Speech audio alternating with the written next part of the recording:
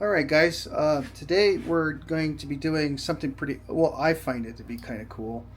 But at the beginning of August, I'm going to go do a three-gun shoot and do the excessively high count of rounds. We've decided to build our own ammo because it's considerably cheaper than spending. What did you say it was? About $500 for 500 rounds. Yeah, you're looking about Yeah. something So close to 500 rounds for 5.56. That's just one caliber. yeah. So we're going through all of our old brass, and we're pulling out. We've already sorted all the old ones. We sorted. I got containers like this full of brass, and we pulled out what we pulled out Remington and Winchester, or something like that. And now, what are you doing? You're getting ready to start. You're sizing the. We're prepping the brass, so we're doing this old school. Pulling, sizing it. Load the inside of the neck. Roll them on the RCBS lube pad, and then pulling, size them. When we're done, these will be going into wet tumbler. All this brass, it looks really nasty now. It's gonna look new when it comes out of the wet tumbler. So here's the before. Let's see. Yeah. That's the before. That's a really Here. nasty looking stuff in there. There you go. How about that? That's sat outside for a couple days. Yep. So we decided that we would run through the process of what we do to prepare the ammo. We're not going to get as technically detailed. Like I don't think we're just because we're doing volume. So pulling, sizing, I like to use a bore mop with RCBS case lube. Use the bore mop. Make sure you get case lube on the inside of the mouth. Roll it across the pad. Get a nice coat of case lube on there and pulling, size it. And see how ugly that looks. But yeah, that will look new when it comes out of that wet tumbler. That wet tumbler's crazy. I did the fiber tumbler. See, these have all a lot of these. You see these red powder on here. These have been. I've tried to clean these already. Well, that red is not that's actually pink. That's from the copper content because it's Remington.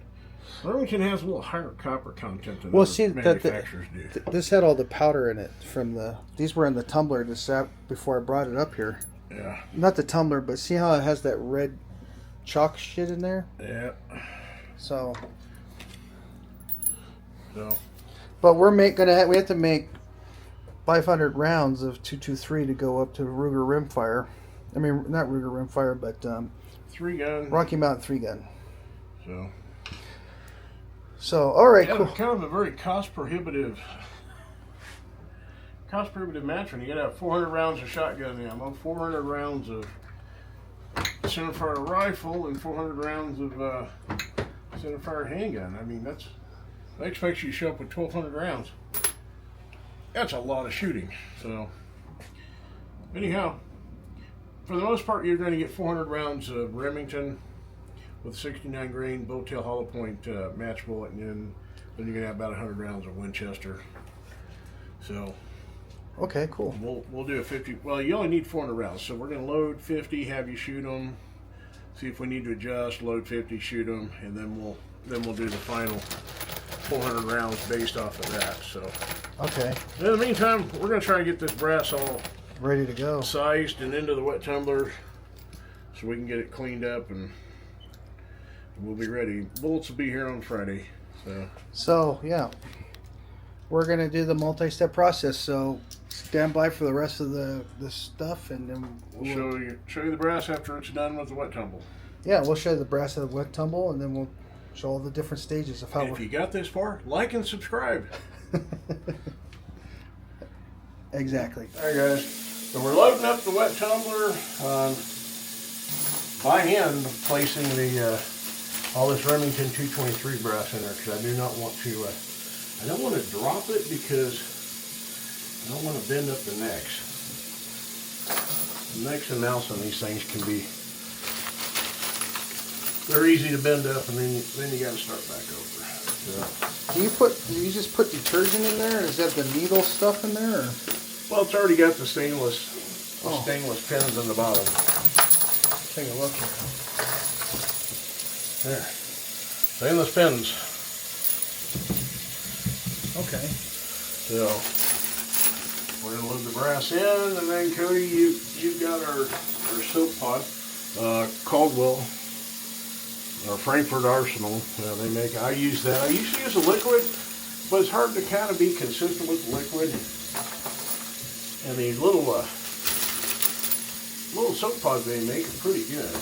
Well, see, this is what they turn out like, right? Yeah, that's some 25 Creedmoor and some 6mm arc. Holy crap, that's hot. Right. That's hot. Look, Oh yeah. So that's what they went in looking like this, and they come out looking like that. That's it. I've been doing this for about 9 years using a wet tumbler. Bought this in 2016. I've run thousands of cases through this thing, and I'll tell you, I'm not going back to corn cob and polishing and rotary vibrating tumblers anytime soon. This is I've actually got two tumblers sitting out in the shelf in the garage they weren't even that old too. When we went to this, and I'm not looking back. I like this very, very well. Yeah. Like that, it's not hard to do. So, How much water do you put in that? I'll fill it up. The other thing I do. You want me to throw this in there? No. That goes in last.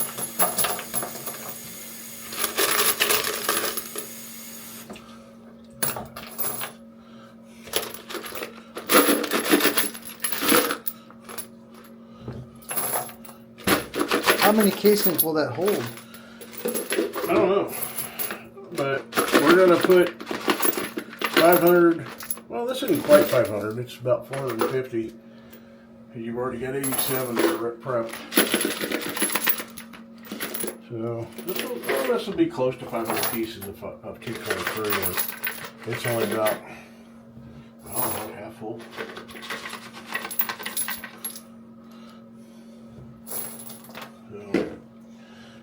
One of the things I like to do is hot water. I don't know that it makes much of a difference, but it does seem to work. I mean, it's kind of hard to argue with the results. Yeah, that's pretty cool. From that dirty, nasty, look brand new looking. You want to get a look? It's only about half full. Okay. So now we're filling it up with hot water.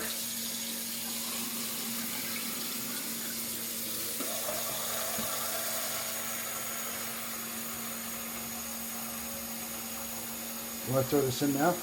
No. That is the very last thing that goes in. Oh, okay.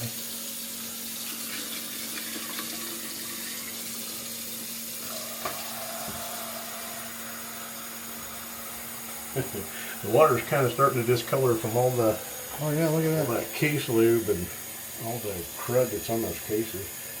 Those are pretty nasty looking cases.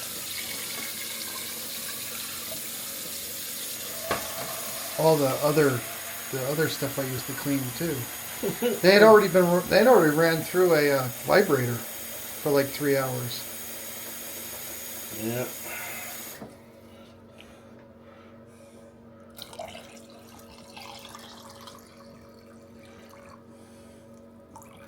All right. Now, throw the soap pot in there. I got excited. What can I say? Sorry. See how it starts foaming up? That's why we put it in last. Oh, I see. You go put it in there before, you'll have be like a beer with it'll be like a beer with a head that's bigger than the glass.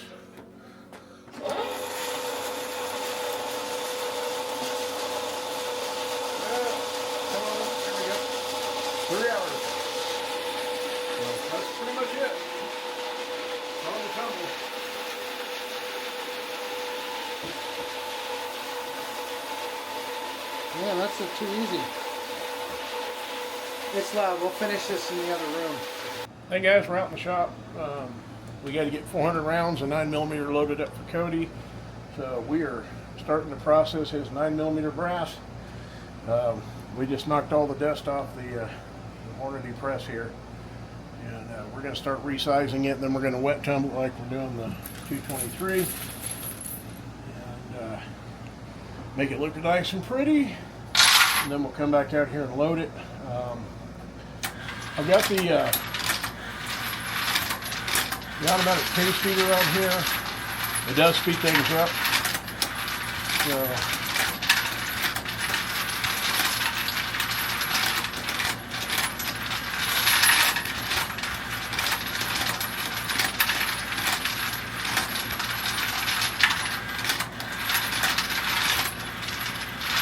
That's pretty cool.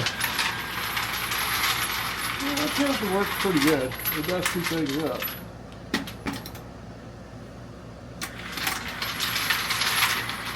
We've almost got a full tube. Occasionally you get one little jam up like that. So.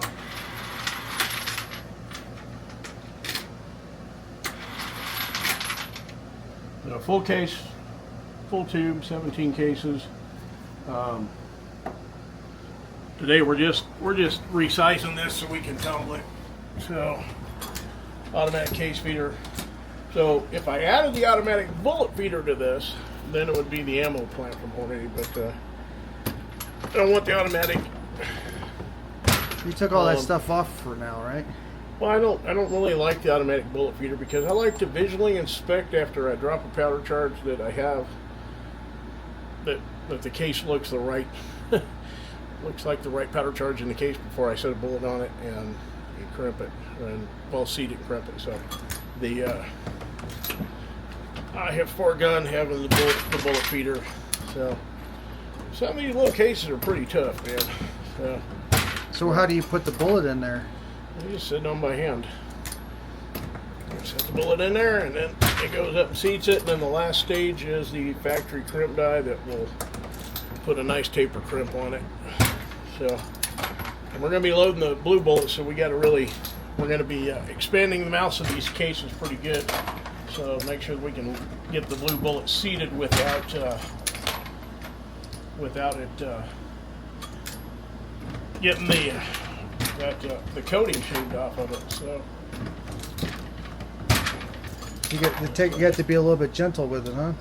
yeah, well, you got to flare the mouth out pretty good, otherwise you're going to shave that coating off there. And it is a soft lead core, but I like shooting those polymer coated bullets especially for steel, because with it being a soft lead swaged core, it just splatters when it hits the plate. You don't have to worry about ricochets or anything else.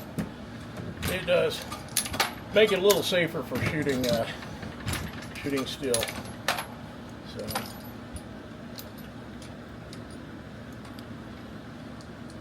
for some reason that one's not wanting to go in. That's because the primer's kind of bolted out of the bottom. I don't know if I'll be able to. Actually, what I'll have to do with that is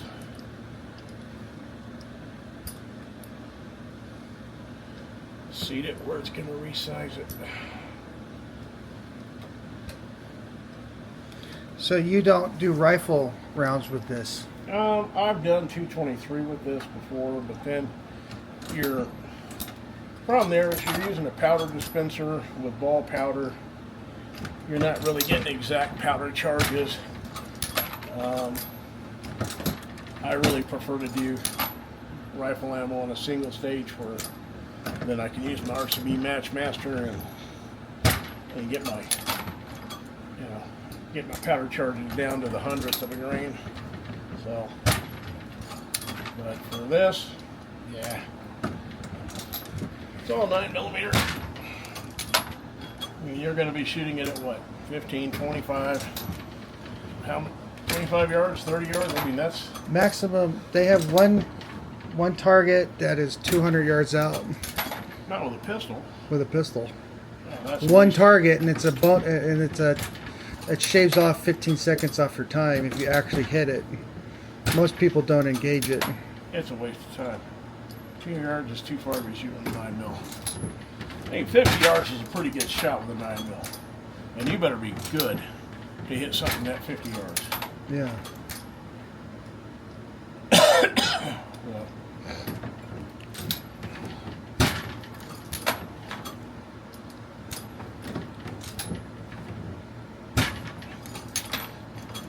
things.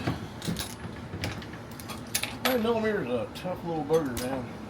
What's the easiest round, like 45 or? I don't know. 45s are definitely, the case walls are definitely not as thick as 9mm. So, Just like that, you got 17 done. yeah. Yep.